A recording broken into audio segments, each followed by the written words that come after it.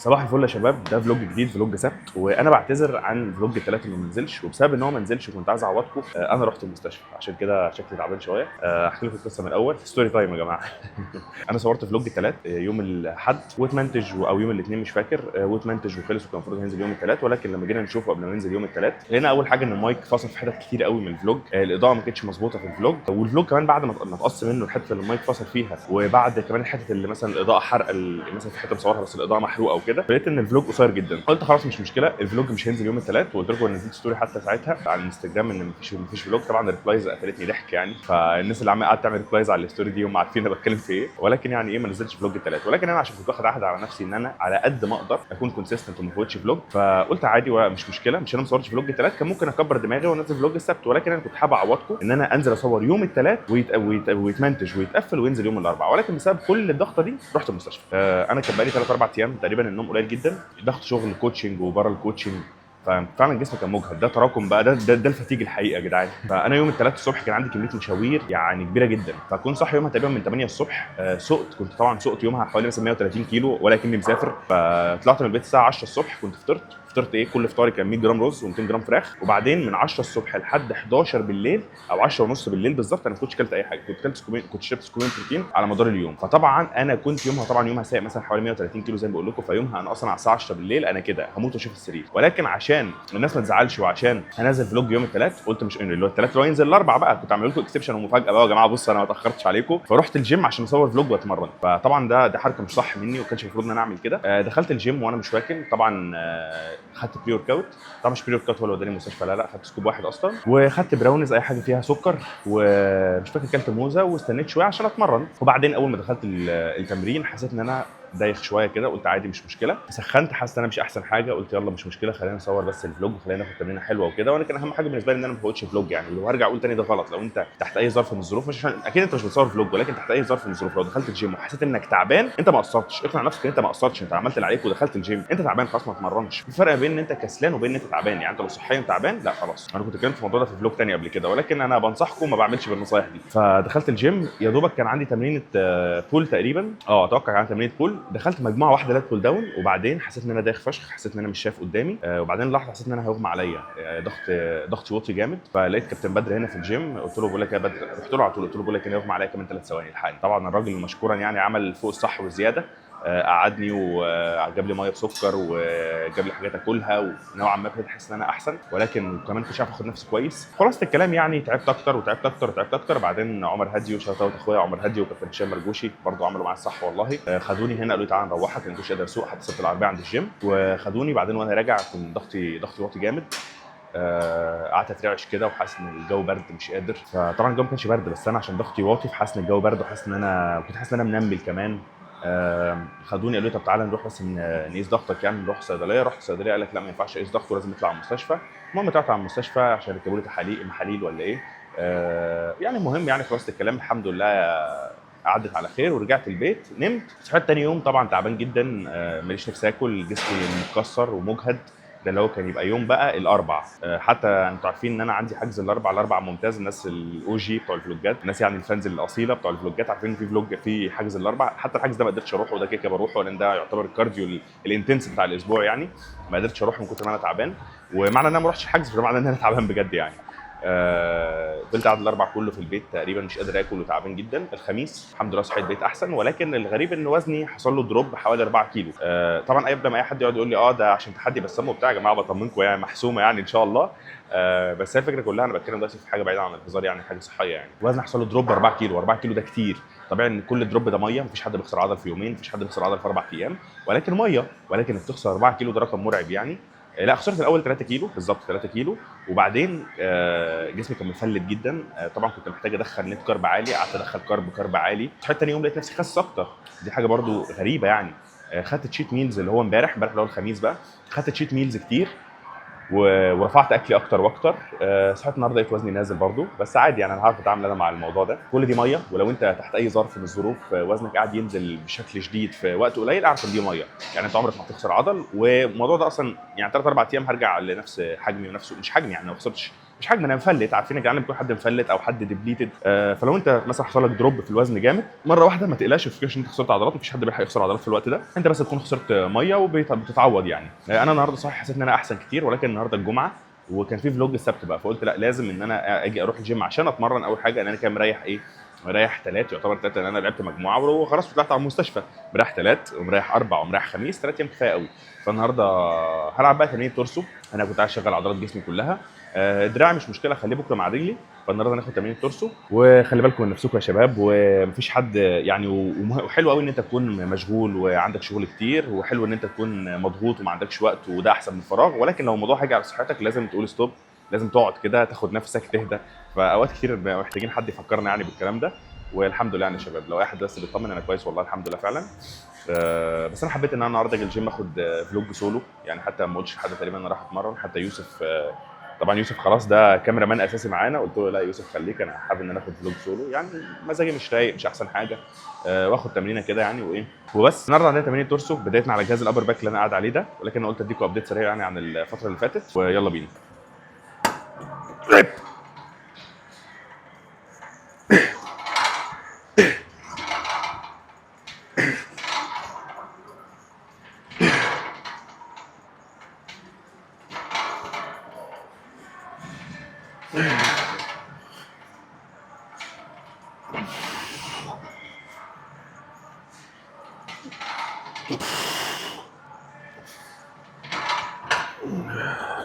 طيب يا شباب، تاني شكل معانا بعد الابر باك ماشين هو الفرونت بريس اللي انا هلعبه ده. ده بيشغل الابر تشيست معانا وبيشغل الفرونت ديلز.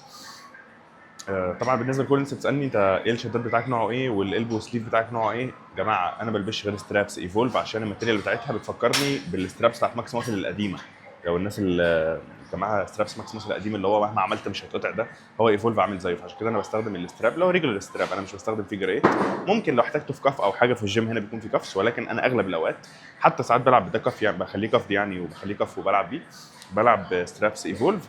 والسليفز بتاعت نوكس الاثنين كود شادي 10 وشكرا، ما بستخدمش اي حاجه ثانيه يعني. دلوقتي عندنا مجموعه بريس، انا الجهاز ده اصلا ما بلعبش عليه نهائي يعني. لما سبته كنت بلعب ب 90 او 95 بصراحه مش فاكر. دلوقتي دول 80، لا كنت بلعب ب 90، لا كنت بلعب ب 90، دلوقتي دول 80. وبالنسبه لي هيكون حلو قوي، اولا لان انا النهارده برضو مش قادر قوي. ثانيا ان بقى لي فتره كبيره سايبه. السليف ده بيكون سهل جدا انك تلبسه لو انت لابس اي حاجه كم يعني، عشان كده تلاقيني بلبسه بسهوله، مش تعبني قوي. ولكن لو انت لابس نص الموضوع هيبقى رخم شويه. او بقى بصراحه الباور ليفترز بيعملوا حركه لذيذه كده، وهم بيحطوا كيس ويلبسوه في ثانيه يعني. يلا بسم الله.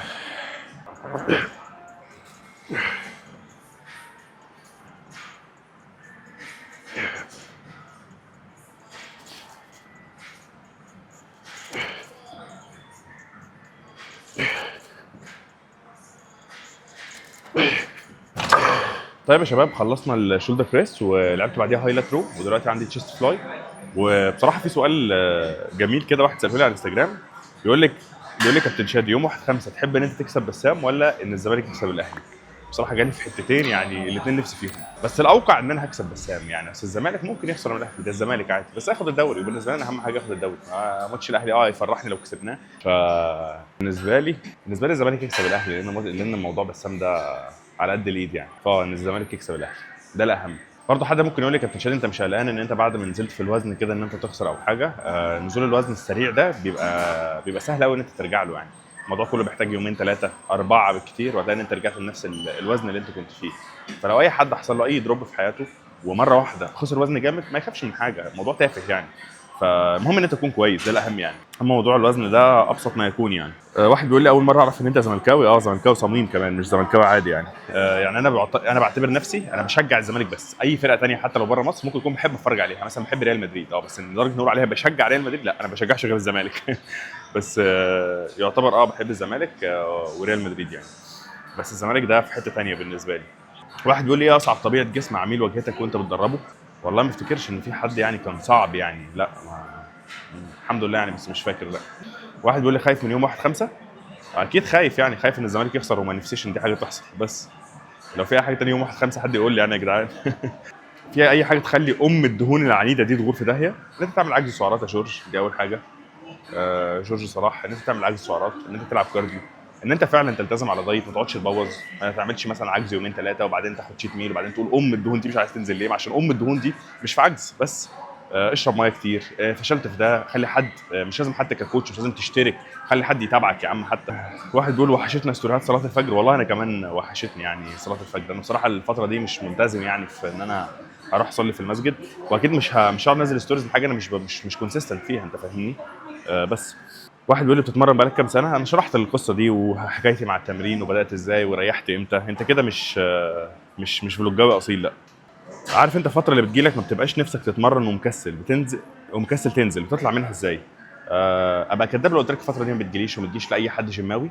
بص، يمكن لو انت بتحب الجيم، بتحب التمرين فعلا، مش هتوصل لدرجه ان انت تكون كاره انك او تقيل على قلبك. انت ممكن تحس انك مكسل، دي بتحصل لنا كلنا. انا اوقات كتير جدا بكون مكسل، بس برجع اسال نفسي سؤال: مين الاوسخ؟ ان انا اروح الجيم واتمرن ب 70% من الانتنستي، ولا ان كل ما احس ان انا تعبان ارست؟ انت فاهمني.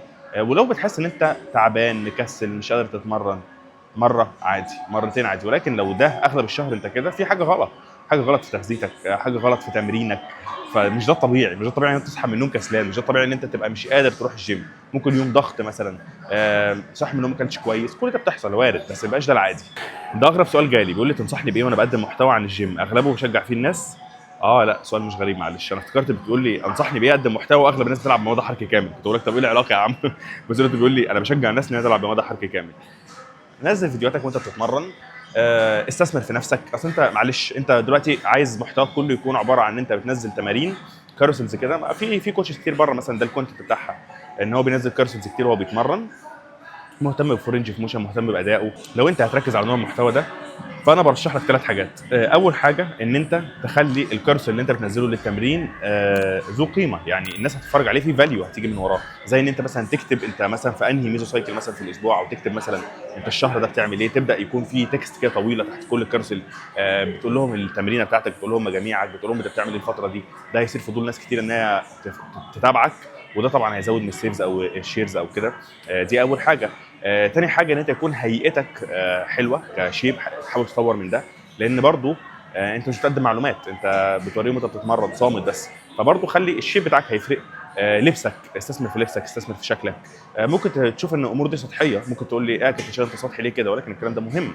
انت دلوقتي انت واجهه، انت ايمج، الناس بتتفرج عليك وانت بتتمرن. استثمر في نفسك، ده اللي اقدر اقوله لك يعني. كرياتينك منين؟ ايفولف برضو، والله العظيم حاسس الفلوج ده عدو ايفولف، بس هو ده فعلا يعني. اكبر الكتف الامامي ازاي؟ العب له بريس، العب له فرونت بريس، ممكن تلعب له فرونت ريزس، ولكن انا بميل للحل الاول ان احنا نلعب بريسز يعني، ولكن الاثنين كويسين عادي جدا. واحد بيقول لي تخيل شادي والزمالك يخسروا في يوم واحد. ده بعد الشر يا عم. ايه ده؟ سؤال غريب قوي، سؤال كروي بحت يعني، بس اخش المجموعه دي وارد عليه.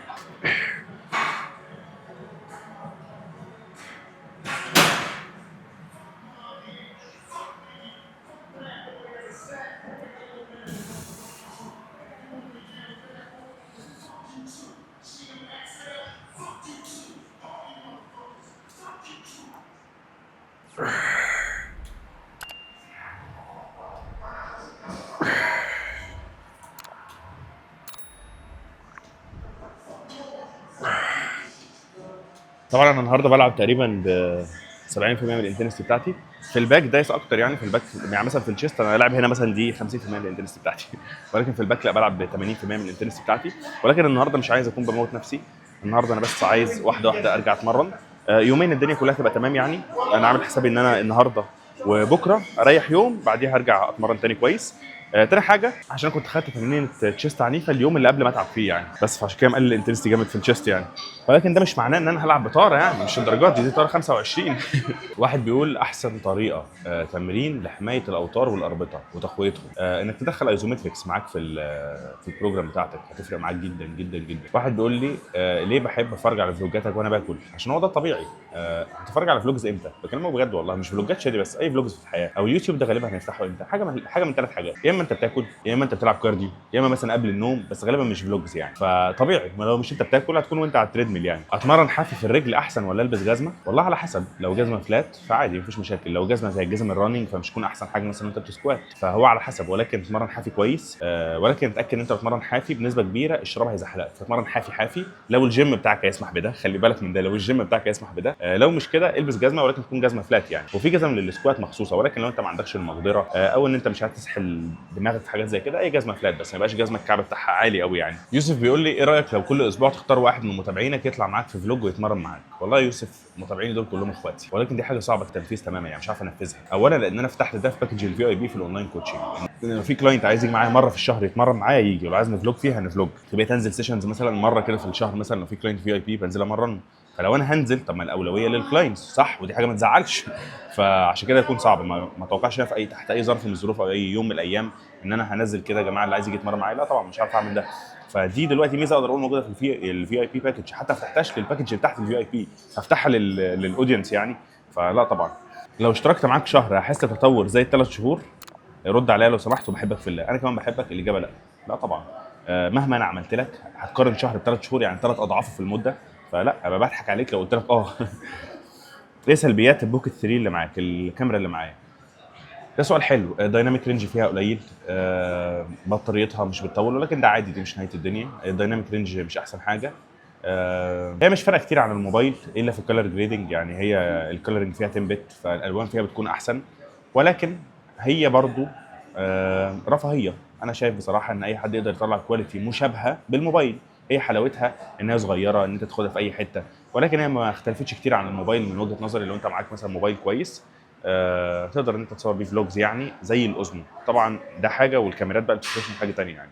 ولكن الاوزمو سلبياتها من وجهه نظري انا ان هي دايناميك رينج فيها قليل، البطاريه مثلا ما بتقعدش كتير، كواليتي برده مش توب تير كواليتي يعني، لا كواليتي مقبوله. بس ايه احسن بري جربته؟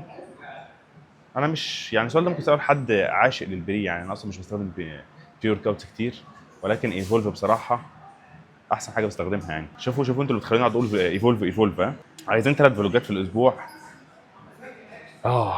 طيب يا شباب، انا بصراحه خدت خطوه في الموضوع ده، وغالبا من اول الشهر الجديد، مش عارف بقى من امتى بالظبط، ولكن تقترب جدا ان تكون الفلوجز 3 ايام في الاسبوع، هتكون سبت وثلاث وخميس. ولكن لسه بفكر في كام حاجه كده. طب المده، طب الخميس ده هنعمل فيه ايه، طب هل انت هتقدر ولا لا؟ ولكن الموضوع تحت الدراسه يعني، فاقدر اقول لكم ان هي احتمال كده السبت والثلاث دول اساسيين معانا. واحد بيقول لي ايه رايك في البيبتايدز لو في اصابه؟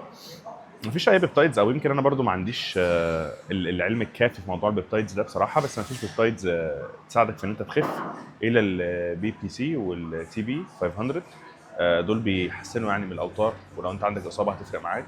ولكن خلي بالك ان انت مش هقول لك ان انت كده مش طبيعي، لان هي في الاول وفي الاخر هي هيلينج، ولكن هي باند يعني. اظن ان هي باند يعني. انت لو بتلعب اي بطوله طبيعي اظن ان هي تطلعك منها يعني. برضو انا ما عنديش الخبره الكافيه بصراحه في الحته دي قوي يعني، في حته الاسترويدز، حته البيبتايدز في مدربين اشطر مني كتير، ومش عيب ان انت تقول الحته دي مش بتاعتي عادي يعني. انا شايف ان الاسترويدز والبيبتايدز دي مش حتتي، فممكن كوتش ثانيه تفيدك بصراحه في الموضوع ده اكتر مني. اللي انا عارفه او اللي بقراه يعني ان البي بي سي والتي بي دول كويسين جدا في الاصابات، بس ما اعرفش بقى التفاصيل، وما اعرفش بقى ايه بتعمل ايه. طيب هل مثلا بتساعدك ان انت مثلا تزيد ماسلز او مثلا، ولا هي على قد الهيلينج بس انا اعرفه ان هي على قد الهيلينج بس. طب هل انت كده مش طبيعي ولا طبيعي؟ ما اعرفش. طيب يا شباب، هو النهارده ما يعتبرش فلوج على قد ما يعتبر يعني ان انا فيديو بعرفكم فيه الحاله الصحيه بتاعت كابتن شادي، وبعرفكم الابديتس والفلوجات راجعه من يوم الثلاث عادي. لا انا مش معتبر النهارده ده فلوج قوي، ده ميني فلوج، ولكن الظروف تسمح لي يعني. انتوا شايفين الظروف عامله ازاي. ولكن قلت ايه بقى، قلت بما ان انت تعبان ومش قادر تصور فلوج مش مشكله، بس الناس بتحب ايه، دردشه العربيه، وانا بقالي كتير قوي ما عملتهاش، فحسيت ان دي حاجه يعني انا مشتاق لها قبل ما انتوا تكونوا ايه مشتاقين لها. ودلوقتي نبدا نجيب الاسئله واحده واحده. واحد بيقول ازاي اجدد موضوع المتعه في الجيم، وازاي اكبر الشيست، وازاي احل الجاينو، وازاي ابقى معضل. طب دول كام سؤال كده يعني. ازاي احل موضوع المتعه في الجيم؟ لو انت بتحس بزهق بعد فتره، جرب ان انت تعمل حاجه جديده، زي ان انت تغير الجيم لو متاح ان انت جنبك كذا جيم، ميعاد التمرين. لو انت بتتمرن لوحدك جرب تتمرن مع حد، بتتمرن مع حد جرب تتمرن مع حد غيره.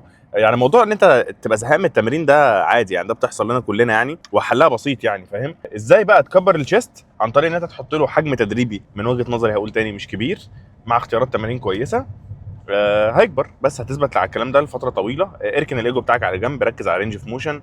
هتلاقي الشيست يعني يا جدعان عضله تافهه، يعني مش دي العضله يا جدعان اللي تعقدكم يعني عشان تكبر يعني. بعدين حاسس الموضوع ابسط من كده. ازاي احل موضوع الجاينو؟ لو هو جاينو حقيقي فيوسفني اقول لك لا، يعني هتحتاج ان انت تعمل عمليه او ان انت تتعايش مع الموضوع. ممكن مع انك تعمل دايت الموضوع يقل شويه فات او كده، ولكن الجاينو نفسه ده غده، فلا هتضطر يعني. امال ليه الاسترود يوزرز بيروحوا يعملوا عمليه ازاله جاينو؟ ده بسبب ان هو خلاص هي ملهاش حل، انت فاهمني. ولكن ده انا عارف ان انا كده اديتك الاجابه اللي تصدمك، ولكن الاجابه الكويسه هو ان بجد 70% من الناس بيبقى ما عندهاش جاينو ولا حاجه، هي بس بتبقى محتاجه تعمل دايت. فاتاكد الاول ان ده جاينو. تتاكد ازاي بقى؟ يعني مش لازم انا اشرح، يعني مش لازم نقعد نقول الكلام ده في الفلوجز يعني، بس انت هتحس. برضه يا جماعه في حاجه غريبه عايز اتكلم فيها. انا اخر حاجه بجد ممكن اقولها ان انا محسود. انا بقى ما بقتنعش بالفكره دي، مقتنع ان في حاجه حسد، لان في حاجه اسمها حسد، ده طبيعي، انا اكيد يعني مقتنع بده. والحسد مذكور في القران، واكيد ان الناس ممكن تتحسد. ولكن انا تقيل على قلبي قوي ان كل ما حد يحصل له حاجه انا محسود. لا يا حبيبي انت مش محسود ولا حاجه. بس انا بقول اهو انا مش محسود، بس انا في حاجه غلط في حياتي انا مش فاهمها. وبرضه انا بكلمكم بحيث ان ممكن حد يكتب كومنت يفيدني. انا العربيات خبطت مرتين في اسبوع، تعبت ورحت المستشفى، الدنيا معايا كل حاجه ماشيه غلط. اليوم اللي رحت فيه المستشفى دي عملت حادثه الصبح، فالاكسدام اتكسر. فاللي هو في حاجات كده انا مش فاهم ده بيحصل ليه. طبعا في حاجات تانية بتحصل برضه، مش لازم كل حاجه نقعد نقولها. المهم الدنيا ماشيه غلط تماما بقالها اسبوع. انا مش هقول تاني انا مش محسود، ولكن في عمل، في سحر اسود، في بسام الغامدي بيبعت عليا الناس تعمل لي عمل. ف بصراحه الموضوع ده مش فاهمه، بس بحاول ان انا يعني ايه اقول لا خير لا تمام كده يعني. واحد بيقول لي ايه اكتر عضله بتحبها؟ بحبها ايه كشكل يعني ولا بحبها كتمرين؟ اصل تختلف. اكتر عضله بحبها اظن قصده يعني ان انا احب اتمرنها يعني. انا اتكلمت في الموضوع ده قبل كده. اكتر عضله بحب اتمرنها جدا هي الشيست والكتف. يعني يعتبر يوم البوش ده اليوم ده انا بعشقه، والانتنستي بتاعتي فيه مرعبه بجد. ما بسيبش ربع عدى، واداء وبص وكل حاجه تحس ان انا مش عايز التمرينه تخلص. على عكس بقى اكتر عضله مش بحب اتمرنها الظهر، مش بستمتع بيها. ولكن التمرين في الاول وفي الاخر احنا لازم نتمرن العضلات كلها، مفيش حاجه اسمها بتمرن على حسب المتعه. يعني العضله دي انا مزاجي لا ما بحبهاش فمش هتمرنها، لا طبعا. وبالمناسبه موضوع الظهر ده يا جدعان، عشان انا بشوف حاجات والله العظيم بتموتني من الضحك. واحد كاتب لي واحد كاتب على التيك توك، كنت منزل كده فيديو كده على بسام، فواحد كاتب هو شادي جامد وما شاء الله وطويل وعريض وفريم كبير بس ظهره فاضي وناقصه عضل كتير. انت جبت منين ظهره فاضي ناقصه عضل كتير دي؟ عشان دي بس انا شايفها ايه كلمه قاعده بتتردد، وشفت اكتر من واحد بيكتبها. فانا بقى اضطريت ان انا اتدخل، قلت له يا حبيبي انت جبت الكلام ده منين؟ بيقول لي اصل يوسف ياسين في الفلوج لما كان معاك فراح قال ان انت ناقصك عضل كتير. طب انت ما كنتش معانا في الفلوج، دي اول حاجه. تاني حاجه الكلام ده ما اتصورش. تالت حاجه انا اللي قلته. ويا جماعه هو ما قالش كده، بس خلينا بس متفقين. اولا خلينا متفقين ان يوسف ياسين عينه متعوده على الاسترويد يوزرز، تمام؟ فدي اول حاجه. تاني حاجه هو لما شافني قال لي ايه ده انت فاجئتني، ما شاء الله الفريم كبير قوي. وبعدين قال لي ايه كل اللي قاله لي، قال لي ثيكنس الظهر ده هتاخد فيه سنين او هتاخد فيه وقت. ما قاليش سنين، قال لي هتاخد فيه وقت عقبال ما يملى. ولكن ما قالش ناقص عضل، ما قالش ظهره نقطه. انا مش بعتبر ان الظهر ده نقطه ضعف تماما، انا بعتبره مش مكتل يعني. هو لسه شغال على الموضوع ده والحمد لله بيتطور بسرعه قوي. وانا عارف اقسم بالله وهقولها تاني، عارف ان انا هطوره زي ما طورت الكتف زي ما طورت الشيست. وانا حاليا محتاج ان انا بس اركز بس في موضوع الظهر ده كمان يعني. وبعدين انا هكون وصلت لمرحله ان هقول لكم لا انا مش شايف الفي ويك بوينتس، محتاج اتطور كباكج ككل. شادي كله محتاج يتطور. ولكن في عضله واقعه عن الباقي لا طبعا، لا خالص الحمد لله. وانا واثق من نفسي، واثق من اللي انا هعمله، واثق من امكانياتي في التدريب. يعني اكيد انا بعمله على كلينش، اكيد هعرف اعمله في نفسي. اما ان انت تكتب في الكومنتس ناقصه عضل، لا ناقصه عضل دي بتضحك يا جدعان والله. ده مش معناه ان انا بيج رامي ولا معناه ان انا دوريان ييتس يعني. ولكن لا انا بقول لك لا مش ناقصه عضل ولا حاجه. واحد بيقول لي بتلعب كام مجموعه للصدر اسبوعيا؟ بلعب 8 مجاميع للصدر في الاسبوع، متقسمين على 2 سيشنز. بس مش كل سيشن 4، لا في سيشن عندي 5 مجاميع وسيشن عندي 3 مجاميع. فكده انا عرفتكم اهو المجاميع اللي بلعبها للتشيست: 8 5 و3. لو وصلت للنتيجه اللي انا عايزها في الكت اكمل ولا اوقف، بالذات ان الصيف داخل علينا؟ مش فاهم. مش انت وصلت للنتيجه هتكمل ايه؟ مش فاهم قصدك. ولا انت قصدك ان انت عايز تحافظ عليها في الصيف؟ عادي امشي مينتيننس، مش نهايه الدنيا يعني. امشي مينتيننس. ده لو انا فاهم صح، لو انا فاهم سؤالك صح. واحد بيقول لي عادي لو غيرت تمرين التي بار بالكيلز وشراجز؟ هي نفس الاكشن او الماسل اكشن، مع اختلاف ان انت شلت البايسبس والكتف الخلفي من المعادله. يعني انت لوح كتفك هو بيتضم ويتفتح، هو ملوش علاقه انت بتلعب كيلز وبتلعب تي بار هو نفس روح الكتف بيتقفل ويتفتح. فبالنسبه لظهرك هي ولكن بالنسبه لكتفك الخلفي وبالنسبه للبايسبس لا مش هي. فدي هتفرق في ايه؟ هتفرق ان ممكن يحصل دروب نوعا ما في الفوليوم، الاندايركت فوليوم اللي انت حاطه للكتف والباي، فتحتاج ان انت تزوده بدايركت فوليوم. هل محتاج تزوده؟ اكيد لا، هتحتاج الاول انت تشوف وعلى اساسها تقرر ترفع ولا لا. بس يعني ولكن السؤال ليه عايز تلعب كيلسو شراجز من غير الروز كامله؟ ده برضو سؤال مهم يعني. عرفني يعني مثلا ممكن يكون في وجهه نظر، قول لي اصل انا بلعب تورسو فاليوم اللي بعده عندي باي وتراي فمش عايز اجهد الباي، اقول لك مثلا تفكيري يحترم. تقول لي اصل انا والله العظيم كتف الخلفي بيتعبني الاول، اقول لك يا عم ماشي، ولكن هو بس عشان شايف كيلسو فعايز احط كيلسو؟ لا يعني كل حاجه ليها اختياراتها وكل حاجه بتتحط في وقت يعني. مش عارف اقرا الاسم قوي، بس في حد بيقول لي كنت اتكلمت من كام شهر في الفلوجات القديمه انك هتجرب كذا رياضه وتطلع تتكلم عنهم، في حاجه جربتها منهم؟ بصراحه لا. ليه؟ لان انا اتشغلت جدا في شغل يعني وما عنديش وقت تماما، ولكن لسه الموضوع في بالي بصراحه لحد دلوقتي وقريبا هعمله. انا بالظبط مشغول يعني الضغط اللي انا فيه ده هيقل شويه من بعد شهر 5. من بعد شهر 5 يعني اقدر اقول من اول 6 ان شاء الله اكون دماغي رايقه اكتر، ممكن اعمل حاجه زي كده، ممكن اعمل قبلها يعني، بس هو ده اللي في بالي يعني. رايك عن اليوهمبين جميل جدا، جميل جميل جميل جميل، ولكن انت تستخدمه لو انت عايز تلوز فاتس، تستخدمه في الكاتنج وتكون عامل ديفست او على الاقل ماشي مينتيننس وبتلعب كارديو، بس هو كويس يعني وطبيعي عادي سيف جدا يعني. شادي الحالي يقول ايه الشادي اللي بعد 10 سنين مثلا؟ 10 سنين لا، هو شادي الحالي بيقول لي شادي اللي بعد حرفيا 5 سنين، مع اني عايز اقول سنتين. انت هتكون في حته تانية وده بجد وانا واثق من ده. لو استمريت، لو فضلت قاعد مستمر في نفس اللي انت بتعمله دلوقتي، انا مش عايز حاجه زياده. لو انا بعمل نفس اللي انا بعمله بنفس المجهود والافورت اللي انا بطلعه بنفس كم الشغل اللي انا بنتجه في الوقت اللي انا فيه ده، لو انا فضلت كده كمان، مش عايز اقول 5 سنين ده كتير جدا يعني، بس كمان 5 سنين انا هكون في حته تانية خالص الحمد لله يعني. والحمد لله ده بيبان يعني، ده من شهر للتاني بيكون في فرق، من شهر لسنه بيكون في فرق. ف اللي بعد 10 سنين اقول له انت هتكون مبسوط ان شاء الله. اتمنى ان انت زي ما انت يعني بتنتج في حياتك ومبسوط، اتمنى ان انت ما تنساش برضو الهدف يعني اللي احنا بنيجي فيه في الدنيا، لان الواحد مع سحله الشغل ومع سحله النجاح ومع سحله حاجات كتير ساعات غصب عنه ممكن ينسى الهدف الاساسي اللي هو جه الدنيا بسببه، وبصراحه دي حاجه مهمه يعني. فاتمنى ان انت ما تنساش ده. اتمنى ان انت تكون زي ما انت محقق نجاحات يعني ايه في شغلك، ان انت برضو تكون كونت عيله، عشان دي حاجه مهمه. وبس يعني دي الحاجات اللي اقدر اقولها لي كمان 10 سنين. مش حاسس ان في حاجه تانية عايز اقولها يعني. ولكن انا بكتفي بكده يعني، واشوفكم في فلوج جديد. والمره دي اخر مره نحط اوت رؤيات عشان كفايه كده. يوسف بعد اذنك حط اوت رؤيات. السلام عليكم. ما تنسوش تفجروا اللايك وتشغلوا الجرس، وما تنسوش الاشتراك في القناة علشان تشوفوا كل يوم سبت وثلاث فلوج جديد، شخص جديد، تمرينة جديدة. مش كل فلوج بجيب شخص جديد. ممكن ده يحصل.